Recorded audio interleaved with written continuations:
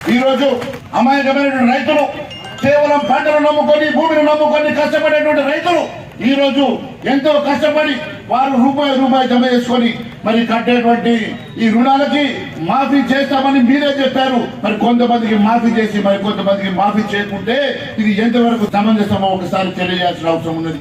నేను ఒకటి డిమాండ్ చేస్తా ఉన్నాను, ఈ నెలాఖరు లోపల ఖచ్చితంగా రుణాలు తీసుకున్న ప్రతి ఒక్క రైతాంగానికి రుణమాఫీ చేయాల్సిందిగా మేము డిమాండ్ చేస్తా ఉన్నాం.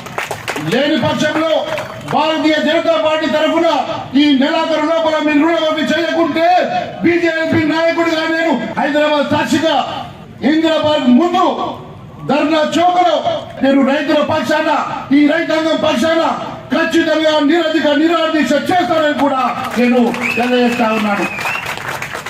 భారతీయ జనతా పార్టీ రైతుల పక్షాన్ని నిలబడుతుంది. భారతీయ జనతా పార్టీ రైతాంగం అండగా ఉంటది. భారతీయ జనతా పార్టీ ఖచ్చితంగా మీరు ఇచ్చిన హామీలు నెరవేర్చే వరకు ఖచ్చితంగా ప్రజల పక్షాన్ని నిలబడి మేము పోరాటం చేస్తామని కూడా సభాముఖంగా తెలియజేస్తా ఉన్నాను. మనందరం కలిసి కట్టుగా ఉండాల్సిన సమయం వచ్చింది. ఏదో ఒక రకంగా ఈ మమ్మల్ని డివైడ్ చేసే పరిస్థితి చేస్తా ఉన్నారు. ఎట్టి పరిస్థితుల్లో మనకు న్యాయం జరగాలన్నా, అందరికి రుణ విముక్తులు జరగాలన్నా అందరం కలిసి కట్టుగా ఒకటిగా ఉండి అందరం కలిసి ఈ ప్రభుత్వం మీద పోరాటం చేద్దామని కూడా పిలిపిస్తున్నా.